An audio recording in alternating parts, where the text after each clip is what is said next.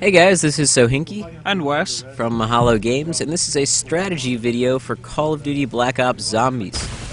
So starting right off here for the first few waves, what you're going to want to do is use your pistol to just rack up a few points, probably 2 or 3 shots, and then use your knife to kill them. That'll get you the maximum amount of points you can get from each zombie. After about the first round, you're going to want to pick up the M14 off the wall, but not use it for about, what do you say, round 4? Round 4 is probably about where you're going to want to start using the M14. You could get away with just using your pistol and knife that round, but the M14 is going to make sure that you don't get overwhelmed and die in a really stupid way.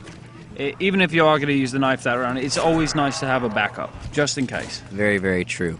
So the first few rounds are just kind of all about staying in this one little room here as long as you can.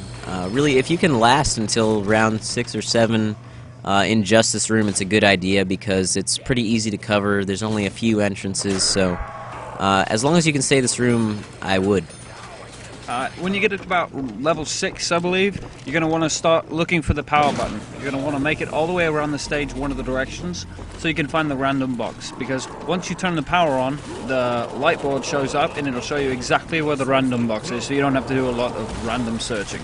In addition, turning on the power also does things like allows you to activate traps, allows you to turn on the turret, and most importantly for this strategy video, it allows you to activate the teleporter, which is a very, very huge help. Yes, it is. And in fact, that is actually one of the things we found that for surviving into the later levels, it is a requirement that we found. Yeah, basically what the teleporter does, it warps you up to the projector room right above the actual theater. The cool thing about it is if you actually sit in the teleporter and kind of wait till you're surrounded and then activate it, it'll kill all the zombies standing right around you. Now, part of zombies is actually luck, really. Getting the really good items from the random box. The key is just racking up as much points as you can, so hopefully, one of the times you use it, you will get lucky and get the ray gun or the thunder gun. Explosives do wonders just because it'll knock off their legs and it's easier to get away from them. Yeah, in some of the earlier levels, like 10, 11, 12, the launchers, like the grenade launcher or the M79, they will kill all the zombies, but in later levels it'll just blow their legs off. But that helps a lot because they're so slow at that point. And you can actually, at the end of the round, you can keep a couple of them alive and use the random box or let the teleporter recharge. Very true. And one thing that you're going to want to remember is that the teleporter actually needs to be re-linked every single round. So what we found is the best solution is take one of these slower zombies, like a crawler, or if you've blown one in half and he's just kind of walking around, and leave him up. That way, especially if you get a teddy bear, which makes the random box change locations, you have as much time as you need to go find it. You can take the time to relink the teleporter, get that ready for the next round, and basically just prepare yourself for the onslaught. And it's pretty much the same strategy that was in the World at War games, but at the same time, the teleporter is definitely a new thing. And you got to make sure that you save up once you get a good gun for the Pack-a-Punch perk, which is up in the projector room, because that is a definite 100% requirement for the later levels, as even the ray gun is taking up to 5 shots to kill. Very, very true. Especially like around level 20, I believe, even with the upgraded ray gun, it was taking 3 or 4 shots every time, and it was at least 2 headshots. Yes, it was. So,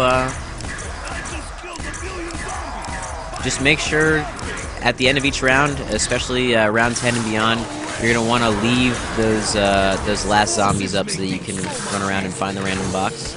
Use the teleporter when you get surrounded, and anything to add there, Wes? Yeah, and just make sure that you're picking up all the perks. Like right off the bat, even before I used the random box for the first time, I picked up Juggernaut because that is by far the most important perk. You get taken down in about 2 hits without it, and it's about 6 when you have it.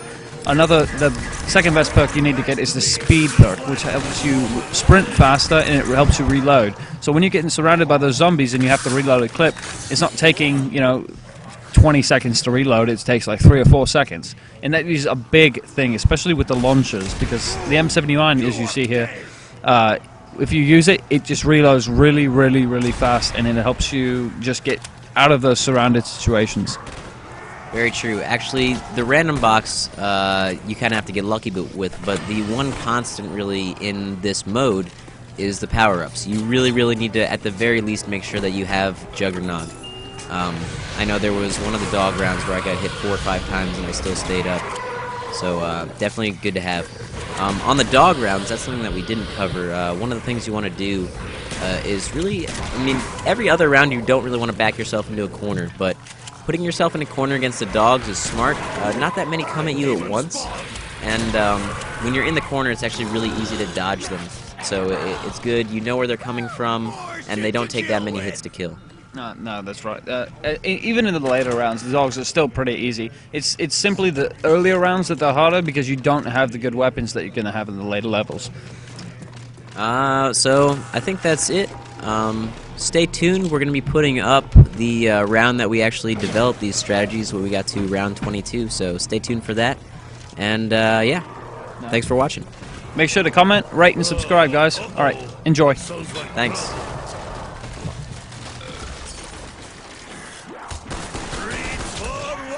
Tonight!